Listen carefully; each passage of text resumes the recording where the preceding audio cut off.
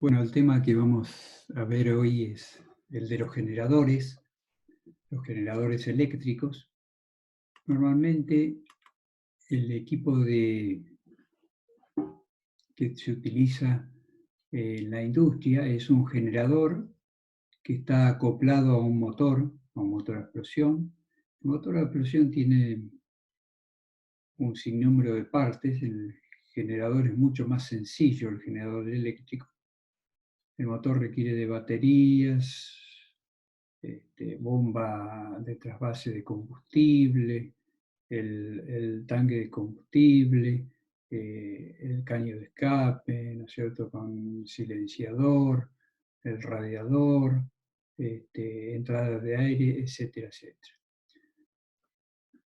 Nosotros vamos a ver acá los generadores. Normalmente se utilizan, para hacer como una fuente alternativa de electricidad, se los utiliza también, por ejemplo, para iluminación de emergencia en el campo, en zonas donde no hay energía eléctrica. Este sería el grupo motogenerador y está directamente conectado a reflectores para iluminar. En la parte de las viviendas también se utilizan estos generadores pequeños, ¿sí?, como este generador que vemos acá. En realidad, ¿cómo funciona el alternador trifásico o generador trifásico? Tiene en el estator, este sería el estator, tiene tres bobinados. O sea, un bobinado para la primera fase, el borne U sería el de entrada y el borne X de salida de la primera fase. A 120 grados de él hay otra bobina que tiene, digamos, el borne de entrada B y el de salida I, y a 120 grados de este hay otro bobinado, ¿no es cierto?, que tiene el borne de entrada W y salida Z. Dentro de esto hay un rotor, o sea, un elemento que rota, que sería un campo magnético. Acá está dibujado, digamos, un imán, ¿eh? Esta es una imagen, como dice acá, descomplejizada para entender el funcionamiento. En realidad, en los alternadores grandes no es un imán, sino es un electroimán. Pero esto es para entender que este campo magnético variable, al pasar frente a estas bobinas, induce una fuerza electromotriz, o sea, un voltaje, una tensión entre, en este caso, la bobina 1, entre U y X, una diferencia potencial. Lo mismo con las otras bobinas. O sea, en la realidad es a este se le llama, al bobinado que va en el estator, se le llama inducido fijo. O sea, y el inductor sería la parte móvil. Acá ya estarían representados, digamos, cuatro polos de un electroimán. O sea, acá entramos a través de estos anillos, ¿no es cierto? Entramos con una tensión continua y esa tensión continua hace circular corriente, una corriente continua por estos bobinados, produciendo un campo magnético acá con un polo norte, acá un polo sur, un norte y un sur. Y esto gira. Esta es la forma real, ¿no es cierto?, de cómo funciona un alternador. En realidad, los alternadores hay de dos tipos: los que tienen para proporcionar la tensión continua acá, tienen una dínamo como excitatriz, o sea, la bobina de los campos se le llama excitación. Y esta sería la armadura o la parte fija, ¿no es cierto?, donde está el bobinado, donde está el inducido. De acá salen las tres fases de corriente alterna. Entonces, esta dínamo, que tiene acá su propio campo, y digamos, o sea, la armadura donde se produce la tensión continua, Y acá en paralelo tenemos una resistencia, ¿no es cierto? En realidad un reóstato, porque esta resistencia tiene un contacto deslizante, que yo puedo tener mayor tensión o menor tensión. Esa tensión continua se aplica acá a la parte del electroimán, ¿no es cierto?, del alternador. Entonces, en la realidad, esto tiene esta forma, digamos, esta es la parte del inducido, ¿no es cierto? Y el inductor o rotor no tiene dos campos, sino tiene muchos, en este caso tiene varios, y esto gira adentro y acá se puede ver el campo magnético que está produciendo entre cada uno de los polos salientes de este campo. En la realidad, el electromán o los polos salientes, digamos, o sea, es muy sencillo el circuito, o sea, entra, digamos, un cable aislado con esmalte, está arrollado en uno de los polos salientes, continúa al que sigue y al que sigue, y así sucesivamente, y sale. Es un circuito serie. Que acá se ve un poquitito mejor, ¿no es cierto? La corriente, por ejemplo, entraría por acá, daría todas las vueltas acá para generar el campo magnético y así sucesivamente y sale por este borne.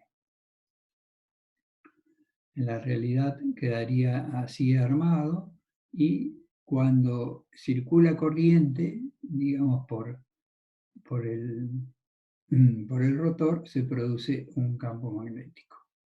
Ese campo magnético va a cortar, digamos, los conductores, va a cortar los conductores y va a producir una tensión alterna entre los bornes de salida del alternador. Acá estaría un poco más completo. Esta es la dínamo de excitación, ¿no es cierto? Acá este es el colector de la dínamo, estos son carbones, y acá se obtiene entre este punto y este punto se obtiene la tensión continua para la excitación. Esto va a un regulador, digamos, y a través de todos los carbones entra en estos anillos, y a estos anillos están conectados, digamos, el principio y el fin de todo el circuito del rotor.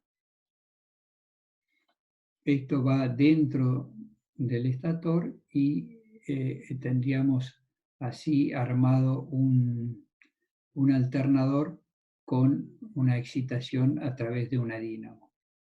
La otra posibilidad es obtener la excitación sería, digamos, siempre la parte del estator del alternador, y acá tendríamos un pequeño alternador, digamos, auxiliar, que está conectado en el mismo eje.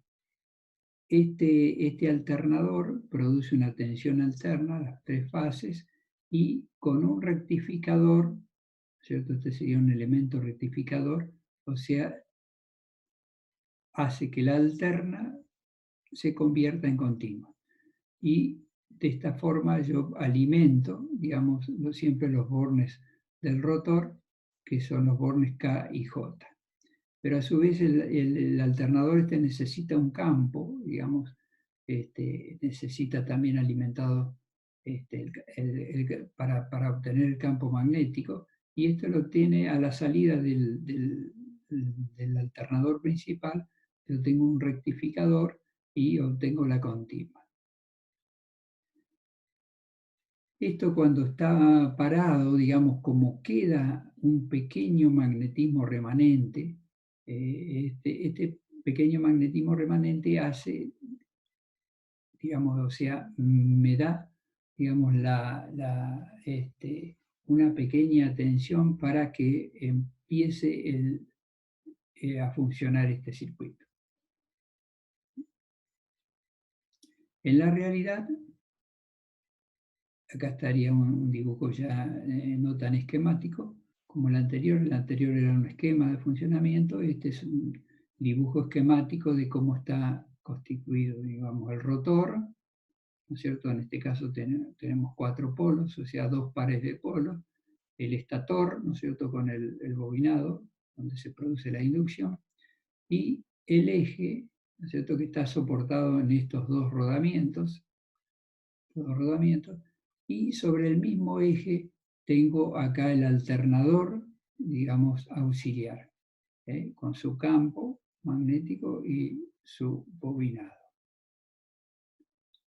El bobinado, en realidad, tiene esta forma. Esta es una forma, digamos, esquemática de un bobinado de 24 ranuras. O sea, acá en el estator hay 24 ranuras. Empezamos por la ranura 1 y hasta la ranura 24. Entonces vamos a seguir cómo está hecho este bobinado, digamos, para que sea trifásico. Por ejemplo, la primera fase empieza acá en el borne U y entra por la ranura 1, va hacia adentro de la pantalla, ¿no es cierto?, hasta el final, y salta 2 ranuras, salta la ranura 2 y la 3, y vuelve hacia adelante, hacia acá hasta el frente de la pantalla, por la ranura 4, el cable, ¿no es cierto? Después salta otras 2 ranuras, o sea, la 5 y la 6, y va por la 7 hacia el fondo, ¿no es cierto?, de la pantalla. Nuevamente salta la ranura 8 y 9, vuelve hacia adelante por la ranura 10 y se une a la ranura 13 saltando la 11 y la 12, va hasta el fondo, de la 13 se une a la 17 saltando 2 ranuras, de la 17 a la 19 saltando 2 ranuras, y de la 19 a la 22, y ahí aparece el final del cable, o sea, el borne X de esta primera bobina. Si nosotros pudiéramos seguir las otras, que no están dibujadas en forma completa para no hacerlo más complejo al esquema ocurre lo mismo, digamos, la segunda bobina que está, que sería la B, ¿no es cierto? Entra, fíjense, por la ranura 3, salta 2 ranuras también y va a la 6 y así sucesivamente.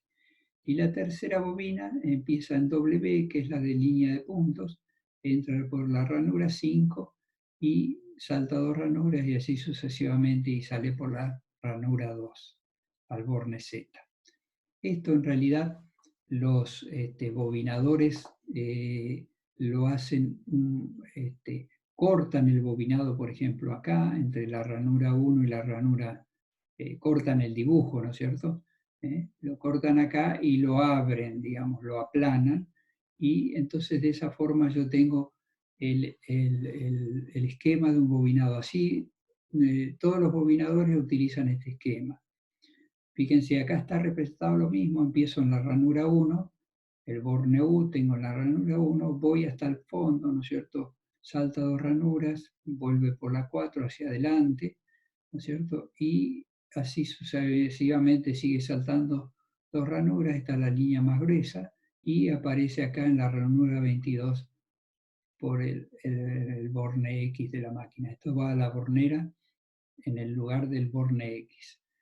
Lo mismo hace la fase B, ¿cierto? Entra por B en la ranura 3, ¿cierto? Va hacia el fondo, salta 2 ranuras y así sucesivamente, hasta aparecer acá en la ranura 24 como el borne I. Lo mismo hace W, ¿no es cierto? W es la línea de puntos, o sea, salta 2 ranuras y sucesivamente, y de acá salta, como fue cortado acá a propósito, llega acá a la ranura 2 y aparece el borne Z. Este sería el esquema de un bobinado trifásico de un alternador, así simplificado para verlo. En realidad, la frecuencia del alternador, esta fórmula nosotros la vimos, pero la vimos para motores, donde estaba N era igual a la frecuencia, ¿no es cierto?, por 60 y dividido P. Acá está despejado F y la frecuencia de un alternador va a depender del número de vueltas que gira el rotor, El número de vuelta está en RPM, por eso aparece este 60, y este es el número de pares de polos del inductor. El número de pares de polos del inductor.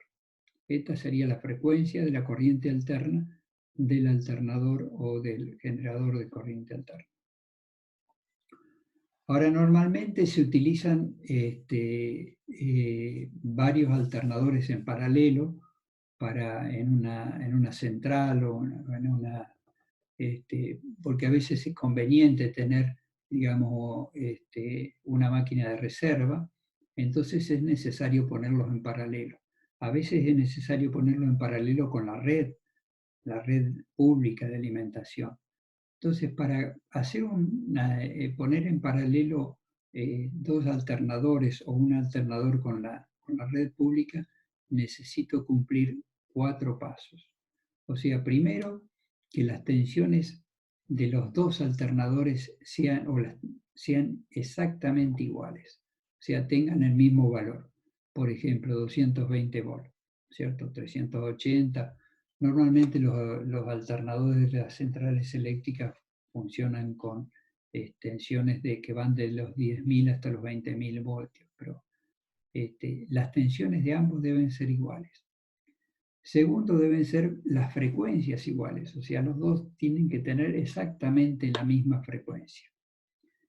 Y por otro lado, tienen que tener la misma sucesión de fases, o sea, si a las fases las llamamos 1, 2 y 3, yo tengo que conectar la fase 1 del alternador 1 con la fase 1 del alternador 2, la fase 2 del alternador 1 con la fase 2 del alternador 2. O si las llamo R, S y T, ¿no es cierto? La fase R del alternador 1 con la fase R del alternador 2 y así sucesivamente. Eso quiere decir que la sucesión o la secuencia de fases es igual. Y después, por otro lado, deben coincidir los picos de las tensiones. O sea, en el momento de hacer el paralelo no tiene que haber ningún desfasaje entre los picos de las tensiones. Normalmente se usa en la industria, si esta es una industria, o sea, donde tengo la carga, donde tengo los motores, si en el caso de Neuquén estaría alimentada por la red pública, ¿no es cierto?, en este caso de CALF, y esto pasa por un tablero de transferencia. O sea, normalmente estaría conectado de esta forma. Pero si esta industria necesita tener, tiene equipamientos que no pueden estar mucho tiempo sin tensión, se utiliza un grupo electrógeno para alimentar, ¿no es cierto?, la carga de los equipos que haya acá esenciales, ¿no es cierto?, o estratégicos que no pueden estar sin tensión. Entonces esto lo hace un tablero de transferencia automática. O sea, por ejemplo, si la tensión de la red baja, supongamos que sea de 220, baja a 180 voltios, automáticamente, y esto se mantiene unos segundos, transfiere acá al grupo electrógeno.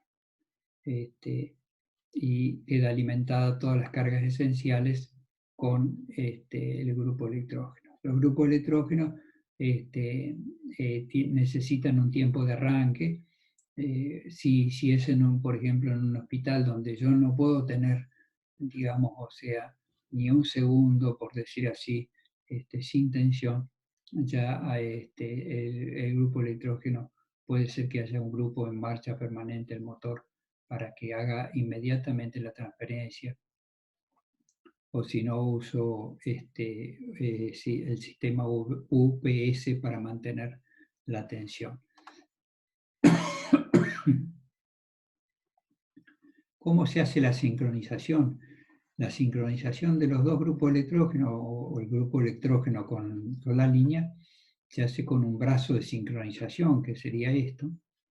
Este es un brazo de sincronización, hay más modernos, ¿no es cierto? Este es un brazo, pero básicamente lo que tiene serían dos frecuencímetros de lengüetas, uno el frecuencímetro, por ejemplo, 1 y el 2.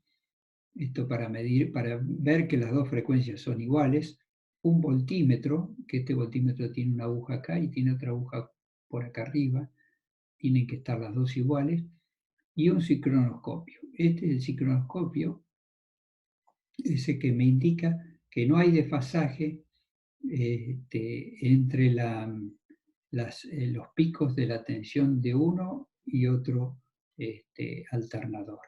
Este sería uno más moderno. Acá se pueden ver los dos frecuencímetros, el 1 y el 2, y las dos tensiones, la 1 y la 2, los dos sistemas, y el sincronoscopio. En realidad el esquema de conexión es el siguiente: si yo tengo un generador acá, un alternador, y lo necesito sincronizar con la red pública, puede ser la de CAL, sale de acá, de los dos bornes de salida de la fase B y W, ¿no es cierto? Acá sale, a través de estos dos fusibles, sale la tensión, digamos, o sea, la señal de tensión. Esto entra, por ejemplo, acá al voltímetro, ¿no es cierto? Serían estos dos cables que van acá al voltímetro. ¿Eh? Y a su vez van también al frecuencímetro y van al sincronoscopio. Y por otro lado de la red hago lo mismo a través de estos dos fusibles. Tengo estas dos tensiones que van a la otra aguja del voltímetro, acá, y al otro frecuencímetro y al sincronoscopio. Esto, digamos, o sea, sería para hacerlo en forma manual. Este sería el interruptor que me permite a mí acoplar el generador con la red. En realidad, hoy en día esto se hace en forma automática. Esto antiguamente se hacía en forma manual, se cerraba cuando este brazo de sincronización me indicaba que estaba en condiciones de hacer el paralelo. Hoy en día se hace con un equipo de sincronización automática, que toma las tensiones acá del lado 1, por decir así, y las tensiones del lado 2, y este equipo, cuando ve que las condiciones están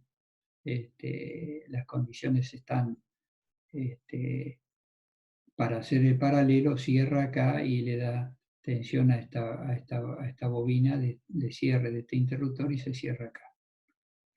Por otro lado, maneja la frecuencia y maneja la tensión a través del regulador automático de tensión.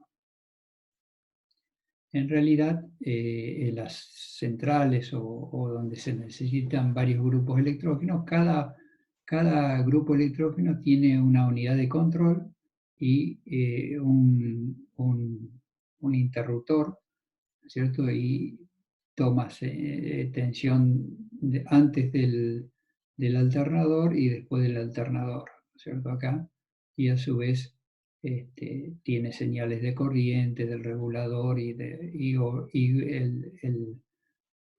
la máquina, ¿no es cierto? La máquina mecánica, por decir así, en los tres grupos, y a su vez están interconectados entre ellos para distribuir las cargas. Este sería un esquema, sería, o sea, en la realidad, acá tengo estos dos grupos electrógenos y este sería el equipo de sincronización y de regulación de cada uno de los equipos. Hoy en día todo esto lo hace un software de computadora que analiza todo y maneja todos los parámetros de sincronización y de funcionamiento de los equipos, y distribuye, si hay varios grupos electrógenos o máquinas, ¿no es cierto?, distribuye la carga en cada uno de